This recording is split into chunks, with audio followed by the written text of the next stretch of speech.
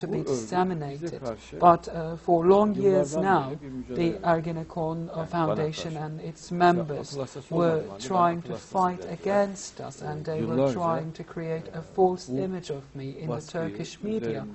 I would like to share with you certain examples of what they did in their fight against me. I was once put into a psychological center because they accused me of being a lunatic. So I spent quite a lot of time in that psychological center, and the media during that time had made abundant use of this news because they were very willing to create a false image of me as a lunatic person. On the other hand, the report about me was changed, and I was found completely sane after my report were analyzed in the military hospital. In a similar case, when I was arrested once, the police officers have put some cocaine into my food, and I was accused of being a drug user. But the forensic analysis, which was made later on, revealed the fact that I was no drug user at all, and that cocaine was put into my food without me being unaware of it. So Darwinists and Darwinist people have for many long years tried to create an image of me in that manner. So when we look at the foundation of Ergenekon, for example, recently a police officer whose name is Adil Serdar has been arrested because he's accused of being a member of Ergenekon, the illegal foundation. And Adil Serdar was the person who led and who organized the operations which were made against us, against me and my friends. And another prominent figure in Ergenekon, who was the big media force behind that organization, is also arrested in previous days. So the Turkish court, because of the false impression of all these forces and all these plots, have punished me and my friends with 3 years of imprisonment. But there are 3 very important points the public prosecutor has made about this decree of 3 years punishment of the court. The first point the prosecutor has made is that in the initial proceedings, in the initial stages of this legal case, we were acquitted, but that acquittal was taken aback later on. So the prosecutor demanded the application of this former acquittal. And the second point he made, that in our files they have no proofs against us.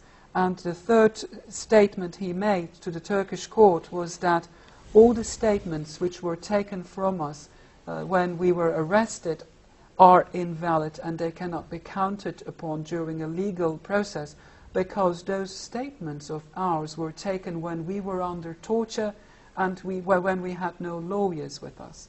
So the media has always used these against us, and they have tried to present me as a gang leader. On the other hand, the only thing I was doing was to discuss Darwinism and try to disprove it. And they tried to create that image of me as a completely insane person, and they asked the common public, why do you read his books? So this is a very anti-democratic way of dealing with any kind of counter-argument or counter-ideology. A man of science would not go into this mode of behavior. A sincere scientist can do errors. He can fall into many mistakes and errors. This is very natural. But if you ask my personal experience, I haven't gone through any personal laboratory tests. All the pieces of knowledge and all the information is presented to me in a ready manner, and I only use that knowledge which is already proven. So within my personal experience, I have not gone through such an experience of going into error. Of course, I would like to underline the fact once more that I respect the decision of the Turkish court, but what I cannot accept is that this decision is being used against me, because that decision gives people the opportunity to reflect my personality, me and my friends, as members of a gang, of a criminal gang. And I'm not a gang leader because I have not killed anybody, I have not stolen anybody's property. So this is a completely insincere way of approaching me, and this is completely irrational, because what is important for me is love and compassion, and I want to love all people. So this is a really important matter, and I respect the decision of the court, and even if I will not be receiving any further acquittal, the real acquittal I have received is in people's hearts. Well, I hadn't meant to get so much into the legal and political questions, but just to clarify, do you think it's possible that anything that you write or have taught in terms of scientific information could be incorrect? Even in the sense that, for instance, Newton was correct about one interpretation, and then, Einstein comes along and adds a new layer that then corrects the Newton's understanding. Not that Newton was necessarily wrong about what he was seeing, but that he wasn't seeing the whole picture, or that he was taking an incomplete approach.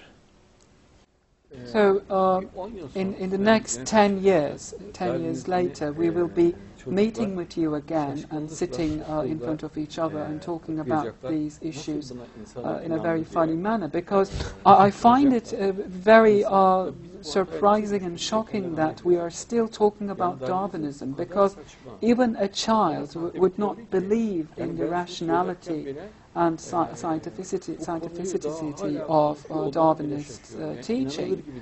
So in the next 10 years there will be no trace left of Darwinism in this earth, and people will be shocked at themselves, because it has taken quite a long time for them to see the underlying errors in the theory of evolution. And this will happen in 10 years' time, let me assure you. Well, I'll take you up on that. 10 years, we'll save the date, and we'll be back here going again. It's time. Jesus Christ will possibly come to this earth. His second coming will be actualized in 10 to 20 years of time. And in this time period, all these bloody ideologies and nonsensical ways of thinking about creation will be eradicated, and they will no longer be believed by people.